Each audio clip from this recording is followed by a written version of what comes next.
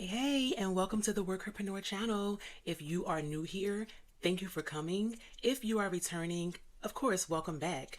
Today, I'm going to give you 8 challenges that I face being a business owner and having a full-time career. People may think that being a business owner is easy. Again, we see social media, everybody makes it look so easy. Owning a business while managing a full-time career has its strengths and it has its challenges. The good outweighs the bad, but it really just depends on the day because, as some people that I listen to say, being an entrepreneur is straight ghetto. Our goal is to help 1,000 women this year build and grow their businesses while also managing their careers. And most importantly, turn those side hustles into legitimate businesses. So please do not forget to like, comment, subscribe, and share this with other people because we can't do that without you. Now, let's get started. First of all, can we just acknowledge the fact that I have a new microphone? Like, you see this? I'm like big time now. I posted about 5, 6, 7 videos, and now I'm big time. I got a whole microphone. Y'all watch out for me, cause it's up from here. Number 1, time management struggles. When you have a career and you also own a business, sometimes you have to do multiple things at one time. And like they say, there is never enough time into the day to get the things done that you need to get done. This is something that I still struggle with really just managing time. Everyone has the same 24 hours in a day, but what you do at that time is really what's important. What I have been working on doing is I block out a certain amount of time to work on my business, and we know that a lot of things can distract us. So I really try to focus on what it is that I need to do. I have a certain amount of tasks, so I have like a to-do list. I write down certain amount of tasks that I want to get done for that particular day, and I block out a certain amount of time and I do it. Because what happens is when you don't, you start scrolling social media, and then someone calls you, someone sends you a text message, and then before you know it, it's like time to go to bed. So I'm really trying to be very intentional about making sure that I use the time that I have wisely to work on my business, because it is a struggle. But during the day, you're at work, and I do have a job where I have a little more flexibility, so I am able to do some things while I'm like working, but that doesn't happen all the time, and it doesn't happen with everyone. So I'm really making it intentional to really use my time wisely and use it to the best of my ability so that I can get both things done. Number 2, feeling burnt out and exhausted. Starting a business is very exhausting. A lot of us have demanding careers where we're on our feet all day, or we're on the phone all day, or we're in meetings all day. And then you have to come home, and then you have to have just as much energy or more energy to put into your business. And a lot of times it can put you into a state of feeling burnt out and very exhausted. What I try to do is, again, by managing my time and really devoting the time that I have to what I need to do, I tell myself, this is what you need to get done in this certain amount of time. And once you get it done, you have to get up and then just leave and move on with your day or with your evening. Because what I found myself doing was getting very exhausted and very burnt out, feeling overwhelmed, feeling like I needed to get a whole lot of things done. And what ends up happening at that point is you get nothing done, and then time goes by and you realize that you have not gotten these things accomplished, and then it makes you feel like this horrible business owner. So really finding ways to manage exhaustion and manage burnout is key, because you want to become successful in your business and you want to do things right, but most importantly, you have to remain healthy mentally, physically, to be able to get things done and to be able to be successful in your business. Number 3, really navigating that work-life integration. So if you're a full-time entrepreneur, that is what you do. You eat, sleep, and breathe entrepreneurship. But when you have a career and you're working 35 to 40 hours a week in your job, and then you have to come and you have to work another 35 to 40 to 50 to 60 to feels like 70 hours a week in your business, that's just part of your life. Those are only 2 important things in your life. But what about your family? What about being a wife? What about being a mother? What about being a soccer mom like I am? So just really managing that has been really challenging. As a woman, you sometimes feel guilty when you can't make your child's game or that play or something because you have a business appointment or you have to work. So just really being able to manage that. Most importantly, at the end of the day, realizing that you're worthy of success and that everything is just not going to get done. You're not going to be able to attend every single soccer game or every single dance competition, and that's okay. But as long as you're doing the best that you can, I think that you'll be fine. Number 4, building a strong support system.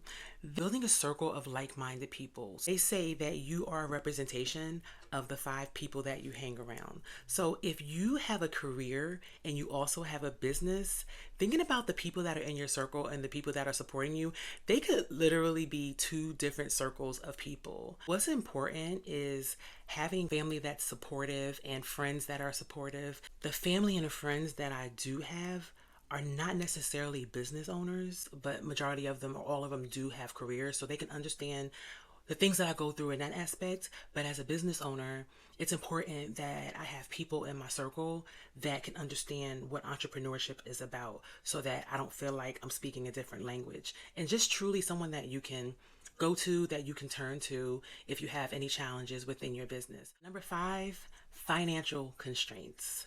Whoever told you that you can start a business with none of your money and use other people's money to start your business and you'll be fine, lied. I have no idea where they got that information from. Yes, it is possible to get business credit and or other ways to fund your business, but at the end of the day, what good is getting business credit if you can't pay it? It's great to go out and get business credit and flaunt that I got $100,000 in business credit. But when you use that money to help you build your business, if your business is not bringing in income, it's not really conducive to your business growing. I had to use personal money to start and to build my business. My career had to fund my business until my business got to the point where it could fund itself. So really just being able to manage that, having a career, having a family, and then having to manage a household with, mortgage payments and bills and car notes and things like that. And then you have a business where your business needs to sustain as well. That I have an event venue. Well, that's a brick and mortar. That's a building. And along with that building comes mortgage payments and bills and all of the upkeep and the supplies and things like that. In the beginning, I didn't have funding to just fund all of that stuff. So I either had to take it from another part of the business or I had to use my own personal funds until the venue got to a point where we were bringing in enough money to self-sustain it. Finances are a challenge. So that's why it's important to have more than one stream of income in your business, because then you're able to manage and maneuver the finances around. Overcoming gender stereotypes. As a woman in business, it is very difficult sometimes, depending on what type of business it is, to be a woman in business. I am in a real estate field, and particularly in real estate, it is very male dominated. So when I work with and deal with contractors or as a realtor going to, locate houses and things like that, I do a lot of business with males. And sometimes it's really difficult existing in a male dominated field. So you have to have thick skin to just be able to stand your ground and know that you're worthy of doing the same business that they are able to do. Over time, you get used to it and things get better, but it really does take time and effort to really be able to have conversations and build relationships in a field where it's male dominated. Number 7, networking challenges. If you want to build and grow a successful business, your network is everything. Your network is definitely your net worth. If you're going to work and then coming straight home and then working on your business and you're not getting out and meeting people in your field, meeting people who could potentially be your customer, you're a detriment to your business. But the challenge is you have a career and you're trying to grow a business. So when do you really have time to network? You really have to be strategic. Look at other opportunities to be able to network. There are free groups and paid groups on social media that you can attend right in your hometown. I encourage any business owner to join your local chamber of commerce and even your county or national chamber of commerce organizations. You're able to meet a lot of people who can help you grow your business. You have to remember that when you have a legit business, All of these networking expenses are write-offs. I have had the opportunity to travel out of state, travel to different locations, stay in hotel rooms, eat good,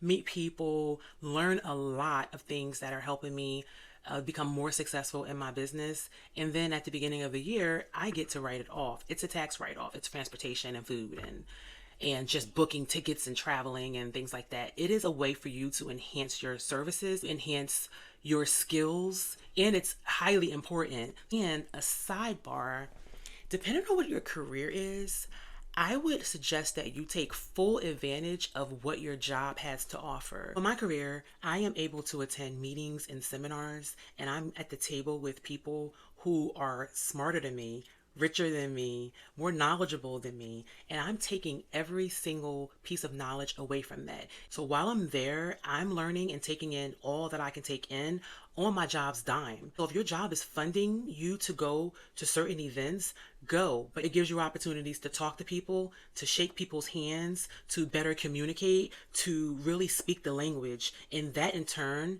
actually helps you build your business, and it helps you grow in your business as well. And lastly, drum roll please, mindset shifts and confidence building. Number 8 should have been number 1 to me. I could sit here all day and really talk to you about challenges that I've had, how to overcome those challenges, things that you can do to incorporate in your business or in your career that would help you move forward. However, if you don't have that correct mindset that you can effectively manage a career and a business, then it's not really going to be helpful. You have to know and believe that you are worthy and capable of managing both. It won't always be that way. I don't personally plan to be at my job forever. I do have a goal to become a full-time entrepreneur. However, while I'm here managing both, I have to mentally tell myself that there are some things that I'm going to miss, that I won't be able to be part of.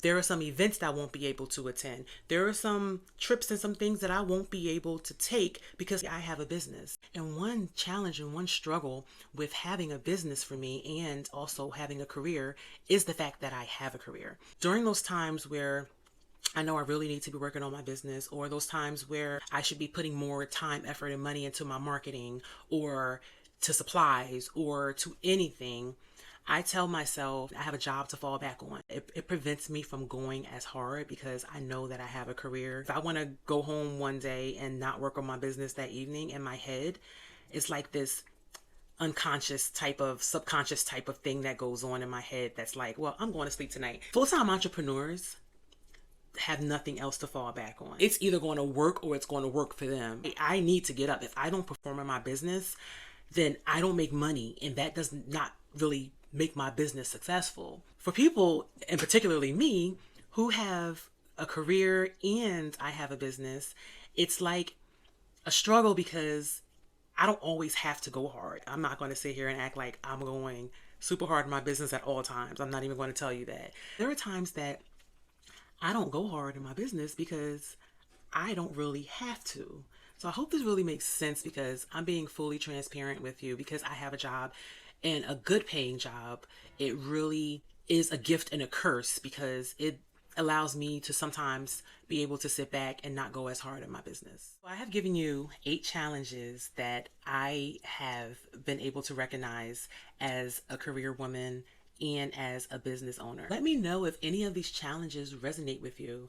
Drop in the comments below if you have any other challenges that you can think of. Please do not forget to subscribe to this channel, like and to comment on this particular video, and watch my other videos and like and comment on those as well. Challenges aren't always bad. Failures aren't always bad. Because I was able to identify what these challenges are, I'm now able to address them and work on them. It's an ongoing cycle of working on it to get better at them, but acknowledging that there are things that I need to enhance tremendously helps because I'm able to identify what works and what doesn't work. The only way that I am going to be successful in my business is if I take these failures or I take these lessons and really use them to get better and drive my business forward.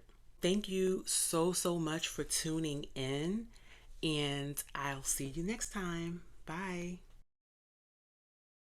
I got a new microphone. A new microphone. I got a new microphone. Ain't it crazy when people get new stuff, they don't know how to act? Y'all see my new mic?